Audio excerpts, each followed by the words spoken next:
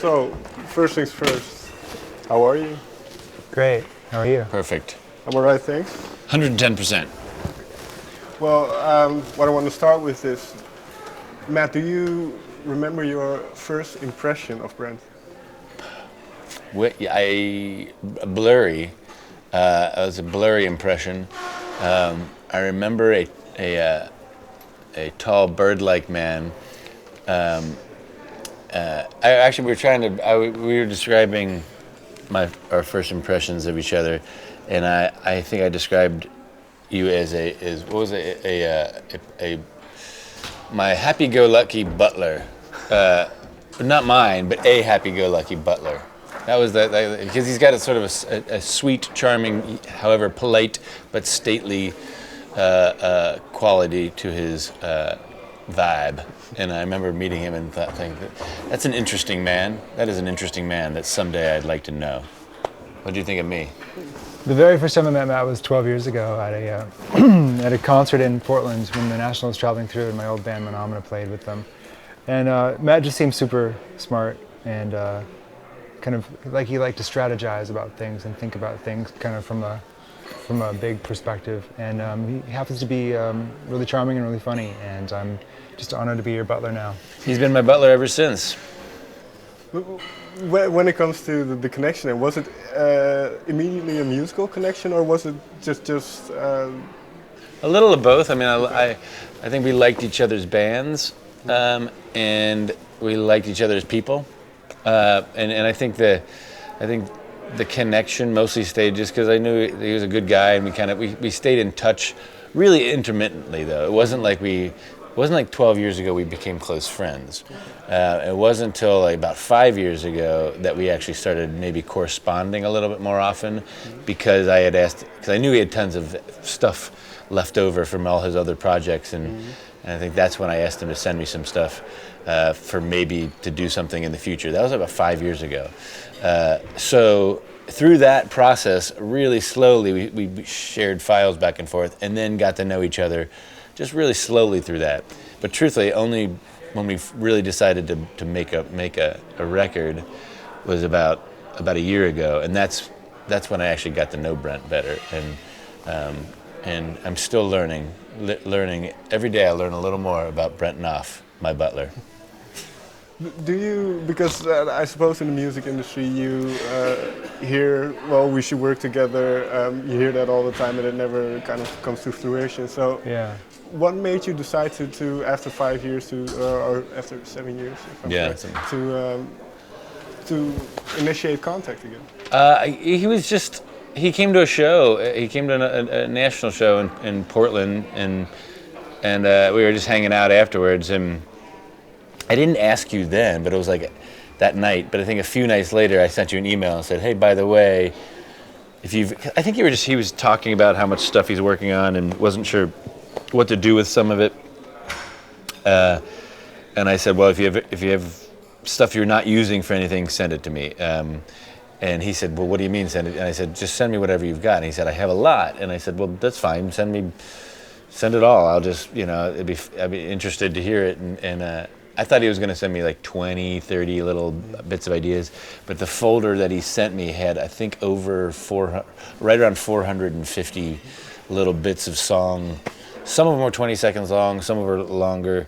So I was delighted and taken aback by the amount of leftovers that Brent had in that folder. So I just put all that stuff into a playlist and listened to it over the years. Really, I started cherry picking and grabbing stuff from that massive folder and putting it into another little folder I called the Moon. Throwing it into GarageBand, singing along, writing little bits of lyrics and little ideas and melodies. And then 6 months later, I would send him a little sketch of a melody and idea for a song. Then we wouldn't hear from each other for a while, and then he would send me something back 3 months later, and he would totally reinvented whatever I'd sent him. So that's what it was like. It was kind of like just sending each other links to zip files that had, here's a new batch of random thoughts, musical thoughts. And that was kind of back and forth really slow for a long time. And then about a year ago, it was when I looked at all that stuff I had in that folder and that he had sent me, and back and forth, and we talked and we decided to finish it. And Brent, when he approached you and asked you to send some of your ideas to him, what was your intent at that point? Were you looking for someone to collaborate with, or? Well, sure. I've always had a lot of respect for Matt, but I think it just seemed like fun to share some ideas. But I didn't have any expectations for what would or wouldn't come of it. I thought, like, yeah, here's some ideas, and if you dig them, then dive in, and then, yeah. So I was actually surprised by how quickly and Matt just totally took the horse by the reins, and yeah, then especially like a year ago is when it really got serious, when we really started accelerating our progress on the record. Yeah. Would you then, a year ago, was that the first time you actually met and worked on the songs together? I mean, it was the first time we kind of like took a step back and talked about all the little things that we had cooking, the ones that we were excited about, the ones that were maybe we were less excited about, and we just shared our kind of opinions on what we had at that point. And that was the first time we kind of like put our heads together and talked about it as being a record. But even then, we didn't have any. We just kind of kept that process going. Well, like, he would just give it to me, and I would do my thing for a while, you know. And we still weren't working in a room together, but we were more actively and quicker talking about the record. But most of it was he was developing all the music in his little basement studio, and I was working on the lyrics and melodies, and in the buses, you know, and in hotel rooms and stuff on tour, you know, airports, airplanes, my bedroom at home, a tent in my backyard. Wherever I was, I would open up the laptop and tinker around with these song ideas. So we did. We worked mostly separately until we got together to do drums and do all the vocal recording and stuff. That's what we did, that stuff together, and then we mixed the whole thing together, which was like really where we were both there with our hands in the batter. You're not supposed to put your hands in the batter when making things made of batter, but we did. We were covered in batter. When you say Butler batter. he sent you over hundreds of ideas, so what kind of ideas would kind of what would you notice? What would That's a good question. I don't know. I mean, it was like I don't know what it would be about one thing that would hook me or get me hooked, or, you know, and I would want to work on it. I'm not sure. I would usually, I think, gravitate to the simplest stuff, I think. Mm-hmm. Would that be the case? I feel like you gravitated towards stuff that was already kind of had a distillation, or was already kind of clear. It was kind of like well formed, but not too overcomplicated. Yeah, stuff that I found like there was room for me to do my thing.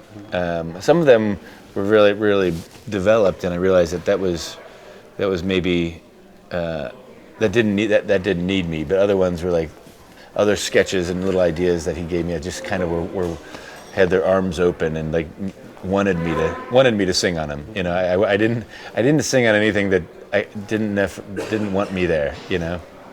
Do you remember what the first one was that kind of started to form as I don't. As a Do you remember what the first one was? Well, I don't think it's on the record, but wasn't it the Bats? The first five probably never even made. The Bats of Sydney. Oh yeah. Oh yeah. What was the sketch called? Yeah, there's something about So Disconnected. Disconnected was a song that never made it to the record.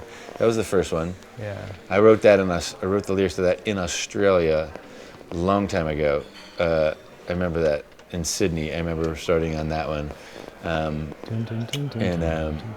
Yeah, but then that didn't make it to the record. But it's funny. It's like the seeds of about 5 or 6 of the songs that are on the record started 6 years ago.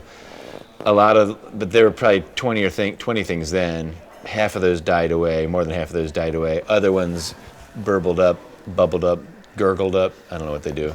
And then even at the last minute, like 2 weeks before we were mastering, or 2 weeks before we were mixing, another one, like Man to Be, I'm the Man to Be, was the very last thing that came, and that came very quickly and recklessly, and so it was like a real sort of steep curve at the end. It was like slow, and then at the end, we just like did all this stuff in the last few months.